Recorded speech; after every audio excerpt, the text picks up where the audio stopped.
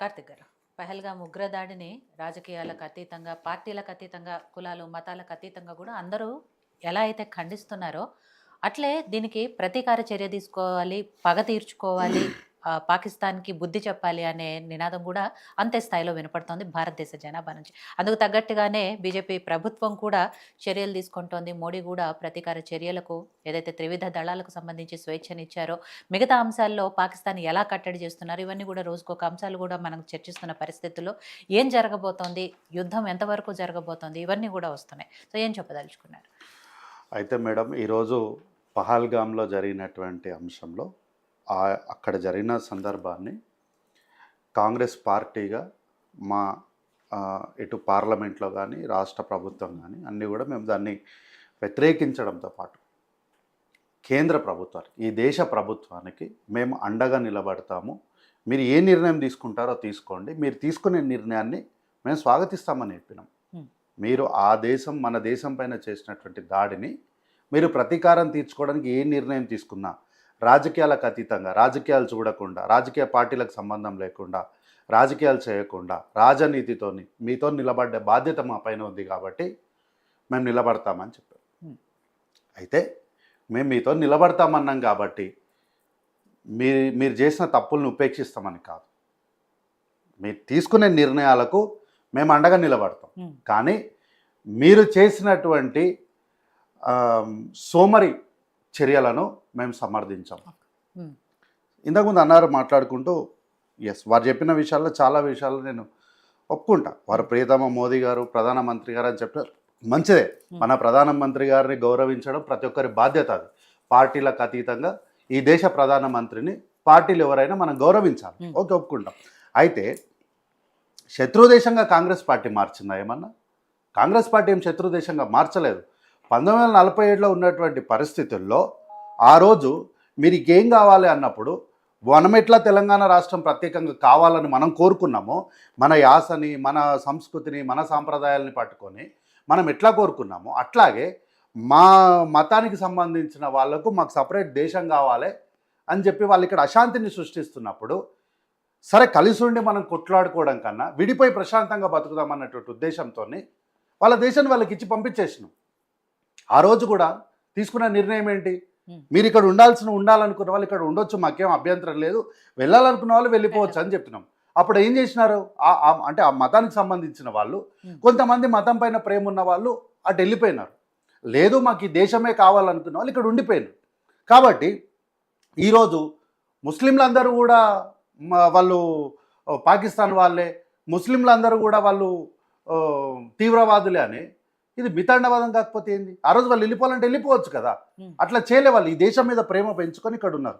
అయితే ఈ రెండింటిని కూడా, ఈ రెండు దేశాలను కూడా శత్రు దేశాలుగా మార్చింది ఫ్రంటల్ ఆర్గనైజేషన్ అయినటువంటి బీజేపీ వెనకాల దాచుకొని రాజకీయం చేస్తున్నటువంటి ఆర్ఎస్ఎస్ కాదా?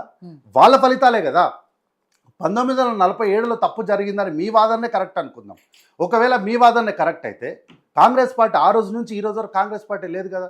మధ్యలో జనతాదళ పార్టీ ఉండి అధికారంలో, మధ్యలో వాజ్పేయి గారు అధికారంలో ఉండి, మరి ఏం చేశారు మీరు కరెక్షన్ చేయకుండా? ఆ రోజు ఆ నిర్ణయాలను మీరు కరెక్షన్ చేయొచ్చు కదా. అది మీరు కరెక్షన్ చేయకుండా ఇప్పటికీ కాంగ్రెస్ పార్టీ పేరు ఎప్పుడో 1940, 75 వసంతాలు జరిగిన తర్వాత కూడా ఇంకా చనిపోయిన వాళ్ళ మీద ఆ రోజు జరిగింది, ఆ రోజు కాంగ్రెస్ పార్టీ చేసింది అన్నప్పుడు మధ్యలో మీరందరూ వచ్చి ఏం చేసిండ్రు అంటే, మీరు ఎక్కడ పరిపాలన చేయలేదు, మీరు ఏమి చేయలేదు. ఆ రోజు వచ్చి బుల్లెట్ ప్రూఫ్ కార్లలో ముందు వెనక ఎస్కాట్లు పెట్టుకొని తిరిగారు తప్ప మీరేం చేయలేదని అర్థం చేసుకోవాలి. అయితే భారత్ పైన పాకిస్తాన్ దేశము తీవ్రవాద వ్యవస్థ తమాషాలు చేసిన ప్రతిసారి కూడా కాంగ్రెస్ పార్టీ ఏం ఊరుకోలేదు మేడం. కాంగ్రెస్ పార్టీ ఏం ఊరుకోలేదు. గుర్తుంది కదా 1971 ఇండో పాక్ వారు అందరికి గుర్తుంది కదా. ఊకే అత్తగారింటికి వచ్చినట్టు అక్కడ ఈస్ట్ పాకిస్తాన్, వెస్ట్ పాకిస్తాన్ అని చెప్పి భారతదేశం పైన అనవసరంగా కాశ్మీర్ పైన కాలు దూతే ఇందిరాగాంధీ గారు ఏం చేశారు? వాటిని రెండుగా విడగొట్టేసారు వాళ్ళిద్దరిని. 1971లో ఇండో పాక్ వార్లా వాళ్ళిద్దరిని రెండుగా చీల్చి విడగొట్టేసి, ఎటువంటి అనుమానం లేకుండా మేము ఓడిపోయినాం, మేము శరణార్థులం, మమ్మల్ని ఇడిచిపెట్టండి, మీరు ఇడిచిపెడితే మేము బతుకు జీవుడా అనుకుంటూ మా కడుపు చేతిలో పట్టుకొని మేము బతుకుతాము, మా బతుకు మేము బతుకుతామని వాళ్ళు ప్రాధేయపడితే అప్పుడు శాంతి చర్చల్లో యుద్ధం విరమించడం. ఇది ఇందిరాగాంధీ గారు కాంగ్రెస్ పార్టీ చరిత్ర. మీరేం చేస్తున్నారంటే చైనా యాప్స్ని బ్యాన్ చేస్తాము, యూట్యూబ్ని బ్యాన్ చేస్తాము, అది బ్యాన్ ఏమవుతుందండి బ్యాన్ చేస్తే ఏమవుతుంది? ఈ దేశంలో మీరు పాకిస్తాన్లో ఉన్న అకౌంట్స్ని బ్యాన్ చేస్తే వాడు ఇంకో దేశంలో లేకపోతే ఇంకో దగ్గర పోయి యూట్యూబ్లో అప్లోడ్ చేస్తాడు. ఎన్ని అకౌంట్లు బ్యాన్ చేస్తారు మీరు? మీరు చేయాల్సింది బ్యాన్ కాదు సార్, మీరు చేయాల్సింది వార్. జరిగిన్ని రోజులు అయింది, ప్రకటించండి సార్ యుద్ధము. ఎవరు వద్దన్నారు? 140 కోట్ల మంది భారతీయులు ఈ దేశంలో ఉన్నారు. ప్రధాన ప్రతిపక్ష పార్టీ మీకు అండగా నిలబడతామని మద్దతు ప్రకటించింది. ఈ రాష్ట్ర ముఖ్యమంత్రి మీరు ఏ నిర్ణయం తీసుకుంటారో తీసుకోండి సార్, మేమందరం మీతో ఉంటామని చెప్పినాము. ప్రతి ఒక్కరు కూడా బయటికి వచ్చి మీకు ఇంతగానో మద్దతు ఇస్తుంటే కూడా మీరు యుద్ధం ప్రకటించడానికి మిమ్మల్ని ఆపుతున్న వ్యవస్థ ఏంది? కాంగ్రెస్ పార్టీలకు మీరేం శాంతి మంత్రం చెప్పిస్తలేరు కదా, మీరు యుద్ధాన్ని కోరుకుంటున్నారు కదా. సరే కాంగ్రెస్ పార్టీ అంటే శాంతిని కోరుకుంటుంది, మీరు అట్లేం లేదు కదా. మీరు రాముల వారినే పూర్తిగా మార్చేసారు. నేను చూసిన రాముడు శాంతిమూర్తిగా ఉండే మేడం, నేను చూసిన అయోధ్య రాముడు, నేను చూసినటువంటి భద్రాద్రి రాముడు, నేను చూసిన సీతారాముడు, నా రాముడు శాంతిగా ఉంటుండే, నా హనుమంతుడు చాలా భక్తితో ఉంటుండే. మీరు వాళ్ళ రూపాలని మార్చేసి వాళ్ళని క్రోధంగా కోపంగా మార్చేసి వాళ్ళ కండలు తిరిగిన శరీరాలతో వారి యుద్ధానికి ప్రతీకలుగా మీరు వాళ్ళని మార్చిండ్రు కదా. మరి ఏమైంది? మీరు బొమ్మలు మార్చిన స్ఫూర్తి ఇక్కడ యుద్ధం చేయడానికి మీకు ఎందుకు వెనక్కిపోతున్నారు? మేమేదో వాళ్ళకి స్వేచ్ఛ ఇచ్చినాము, వీళ్ళకి స్వేచ్ఛ ఇచ్చినాము. ముందు మీరు స్వేచ్ఛ తీసుకోండి వాళ్ళ దగ్గరికి వెళ్ళి. మీరు వాళ్ళ ఇంటికి పోయి మీరు వాళ్ళ ఇంట్లో అన్నం తిని ఛాయ్ తాగి వచ్చిన తర్వాత మరి మీలో ఎందుకో విపరీతమైనటువంటి మార్పు వచ్చింది. ఆ మార్పు నుంచి ముందు మీరు స్వేచ్ఛ తీసుకోండి. రెక్కి నిర్వహించారు, అక్కడ వాళ్ళు సహకరించలేదు, ఇక్కడ వాళ్ళు సహకరించలేదు, అక్కడ సమాచారం ఇవన్నీ మన అయిపోయిన తర్వాత ఇవన్నీ తప్పించుకునే మాటలు ఇవి. ఎవడో వచ్చి మన ఇంట్లో వచ్చి రెక్కి నిర్వహిస్తున్నప్పుడు ఏం చేస్తున్నాం మనం? ఏం చేస్తాం? మన ఇంట్లో పిల్లి వచ్చి పాలు తాగిపోతుంటే దాన్ని ఎలగొట్టకుండా మనం సైలెంట్గా చూసుకుంటా కూర్చొని అంతా అయిపోయిన తర్వాత అవును పిల్లి వచ్చింది పాలు తాగింది కథలు ఇవన్నీ రెక్కి నిర్వహిస్తున్నప్పుడు కూడా మీరు మేలుకోలేదు అంటే ఇది మీ ప్రభుత్వ నిఘా వర్గాలు ప్రభుత్వ వైఫల్యమే కదా మేడం. ఎన్నో ఛానల్స్ అనేకమైనటువంటి సందర్భాలలో భారతదేశం పైన ఉగ్రవాద దాడి జరిగే అవకాశం ఉంది అని ముందుగా హెచ్చరించినప్పటికీ కూడా వీళ్ళు మౌనంగా ఉన్నారు అంటే వీళ్ళ నిఘా వర్గాల వైఫల్యం కాదా? వీళ్ళ వైఫల్యాన్ని మేము ఎక్కడ కూడా విడిచిపెట్టాం, కానీ వీళ్ళ వైఫల్యాన్ని విడిచిపెట్టకుండానే వీళ్ళు చేసే అంటే ప్రతీకార చర్య ఏం తీసుకుంటారో దానికి తప్పకుండా మేము అండగా నిలబడతాం. ఈరోజు వీళ్ళు వచ్చి మేము సింధు జలాలను ఆపుతాము, ఎగుమతులను ఆపుతాం, దిగుమతులు ఆపుతాం, దీనివల్ల పని కాదు మేడం. ఏమైంది? సింధు జలాలను ఆపితే ఏమవుతుంది? వాడు ఇంకో వ్యవస్థ దగ్గరికి పోయి అడుక్కుంటాడు. అయ్యా మా దేశంలో ప్రజలు ఇట్లా అంటున్నారు, ప్రజలు ఏం చేశారు? ప్రజలు తప్పు చేయలేదు కదా, ప్రజలు తీవ్రవాద దేశం మాది కాదు కదా. సింధు నది జలాల మీద వాళ్ళ దేశంలో 80% వ్యవసాయం ఆధారపడి. అవును సరే మీరు మనం నదుల్లో నీళ్ళు ఆపేస్తే వాళ్ళు వ్యవసాయం ఎంత కష్టమవుతుందో ముందు ఆర్థికంగా దెబ్బతీయటం కదా కావాలి. లేదు మేడం, ఇప్పుడు నువ్వు సింధు జలాలను ఆపుతాను అంటున్నావు. వాడు ఏం చేస్తాడు? ఆ దేశంలో ఉన్న అధికారులు అంటే రాజకీయ పార్టీలు ఏం చేస్తారు? ఇంకో 4 దేశాల దగ్గరికి వెళ్ళి ఎమోషనల్ బ్లాక్మెయిల్ చేస్తారు. ప్రజలు ఏం దాడి చేయలేదు కదా, మీరు ప్రజల మీద ఎందుకు కోపం చేసుకుంటారని ఎమోషనల్ బ్లాక్మెయిల్ చేసినప్పుడు అవతల వాడు ఏమంటారు? ప్రజలు చేయలేదు కదా అంటే మనం తప్పనిసరి పరిస్థితుల్లో ఆపిన కూడా మళ్ళీ లేపాలి. నేను ఏమంటున్నా అంటే ఈ అన్ని ఉత్తగా బ్లాక్మెయిల్ రాజకీయాలు ఇవి. నేను సింధు జలాలను ఆపుతా, ఎగుమతులను ఆపుతా, దిగుమతులను ఆపుతా, ఇవన్నీ ఎమోషనల్ బ్లాక్మెయిల్స్. ఇవన్నీ మీరు చేయాల్సింది ఎమోషనల్ బ్లాక్మెయిల్ కాదు. ఇక్కడ మీరు చేయాల్సింది వాడిని మట్టు పెట్టడము, ఇది మీరు చేయాల్సింది. అది చేయకుండా ఎమోషనల్ బ్లాక్మెయిల్స్ ఇప్పటికీ కూడా ఇంకా చేసుకుంటే ఇప్పటికి ఎన్ని రోజులు అయింది మేడం? దాదాపు 8-9 రోజులు అవుతుందా? 10 రోజులు అవుతుంది కదా. 10 రోజుల నుంచి మీరు ఇంకా ఏందో ప్రెస్ కాన్ఫరెన్స్, మీరు కనీసం ప్రెస్ కాన్ఫరెన్స్ కూడా పెట్టాలి. అట్లా మాట్లాడితే కూడా ఇంకేందో కూర్చొని మేము అది చేస్తాం ఇది చేస్తామని మీడియాకి లీకులు ఇచ్చుకుంటూ ఏంది ఇది సరైన పద్ధతి కాదు.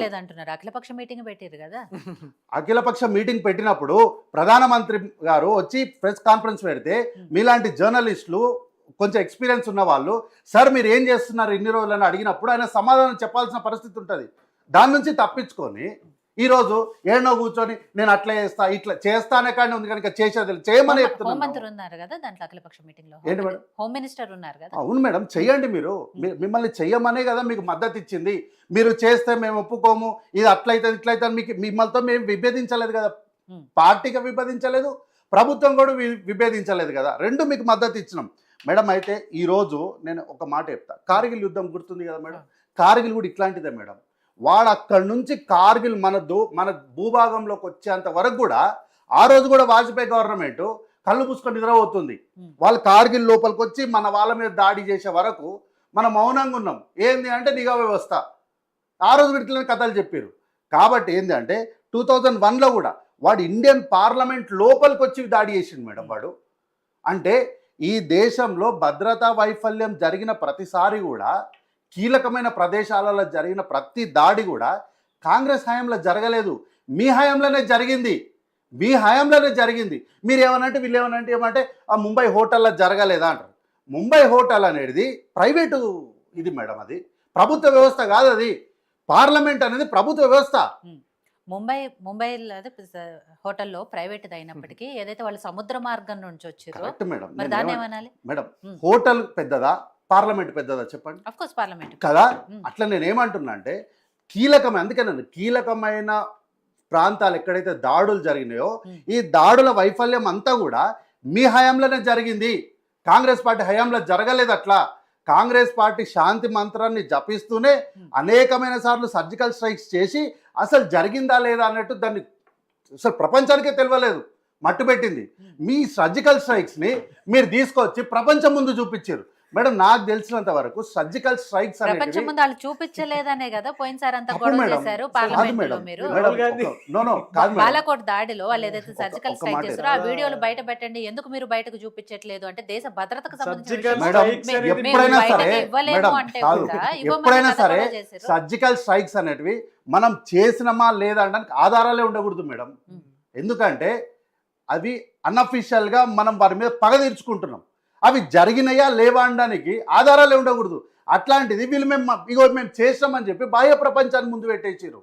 అది మన బలం మేడం. అది సర్జికల్ స్ట్రైక్ అనేది మన బలము, మన అంబుద పొదిలో దాగున్నటువంటి ఒక బ్రహ్మాస్త్రం. అది దాన్ని మీరు తీసుకొచ్చి ప్రపంచం ముందు పెట్టేసిండ్రు. ఏం మాట్లాడతారు ఇంకా ఈరోజు? మరి ఎందుకు ఇప్పటివరకు ఇంకా సర్జికల్ స్ట్రైక్ చేస్తలేరు? ఎన్నికలు ఇంకా డేట్ దగ్గరికి రాలేదనా? అంతేనా? కాబట్టి మీరు ఒక్కసారి సిరీస్ ఆఫ్ అటాక్స్ చూడండి మేడం. ఒక్కసారి సిరీస్ ఆఫ్ అటాక్స్ చూడండి. ఎన్నికలు ఏ రాష్ట్రంలో ఉంటున్నాయి, ఎక్కడెక్కడ ఉంటున్నాయి, కరెక్ట్గా ఎన్నికలకు 30 నుంచి 45 రోజుల ముందే ఇట్లాంటి అటాక్స్ జరగాలి. దేశం, దేశభక్తి, సైన్యం అన్ని తీసుకుపోయి చూపెట్టాలి. తీసుకుపోయి దేశాన్ని మొత్తం ఎన్నికల వైపు చూపెట్టాలి. ఒక్క మాట అడుగుతాం, వీళ్ళు అగ్నివీర్ అని ఒక పెద్ద స్కీమ్ ను తీసుకొచ్చారు కదా, ఏమైంది మరి అగ్నివీర్? ఏమైంది మేడం? 3 సంవత్సరాలుగా అసలు రిక్రూట్మెంటే జరుగుతలేదని నేనేమంటలేను ఈ మాటను. భారత ఆర్మీకి సంబంధించిన మాజీ చీఫ్ నేషనల్ మీడియాకి ఇచ్చినటువంటి ఒక ఇంటర్వ్యూలో ఒక చర్చలో చెప్పారు వాళ్ళు. మరి 3 సంవత్సరాలు మీరు రిక్రూట్మెంట్ ఎందుకు చేయలేదు? అగ్నివీర్ని తీసుకొచ్చారు కదా. ఆ రోజు కూడా అగ్నివీర్ తప్పని ఎందుకన్నామంటే అగ్నివీర్ని మీరు పర్మనెంట్గా తీసుకుంటలేరు, అగ్నివీర్ని టెంపరీగా తీసుకుంటున్నారు. వాడిని అగ్నివీర్ నుంచి కొన్ని రోజులు అయిన తర్వాత బయటికి వెళ్ళగొడుతున్నారు. మీరు బయటికి వచ్చిన తర్వాత వాడికి ఉద్యోగం రాకపోతే ఏంది వాని పరిస్థితి? వాడు ఏమవుతాడో మీ దగ్గర రికార్డ్ లేదు. కాబట్టి అగ్నివీర్ అనేది ఫెయిల్యూర్. 3 సంవత్సరాలుగా మీరు రిక్రూట్ చేసుకోకపోవడం మీ ఫెయిల్యూర్. మీరు మీ నిఘా వ్యవస్థ ఫెయిల్యూర్. మీ పూర్తి వైఫల్యాలను పెట్టుకొని ఈరోజు అంతా దాడి జరిగిన తర్వాత దేశభక్తి జపిస్తున్నారు వీళ్ళు. ఎంతవరకు కరెక్ట్ మేడం ఇది? మళ్ళీ మాట్లాడదామండి. రామ్ గోపాల్ గారు, పహల్గామ్లో దాడి జరగటమే దారుణమైన విషయం అయితే అక్కడ మతం పేరు అడిగి మరి ఒక మతానికి సంబంధించిన వాళ్ళు కాకపోతే ఇంకో మతం వాళ్ళు అయితే కన్ఫర్మ్ చేసుకొని చంపడం అనేది ఇంకా దారుణమైన విషయము. కాబట్టే ఇదంతా కూడా భారతదేశము తీవ్రంగా వ్యతిరేకిస్తోంది. మోడీ కూడా అందుకు ప్రతీకార చర్యలకు సిద్ధమవుతున్నారు, పాకిస్తాన్తో యుద్ధానికి రెడీ అవుతున్నారు. ఇదంతా కూడా చర్చ జరుగుతోంది. అయితే యుద్ధం జరిగితే ఏం జరగబోతోంది ఏంటి అని పాకిస్తాన్ ఆర్థిక వ్యవస్థ గురించి తెలుసు, వాళ్ళ సైన్యం బలం ఏంటో తెలుసు, భారతదేశ ఆర్థిక బలం తెలుసు.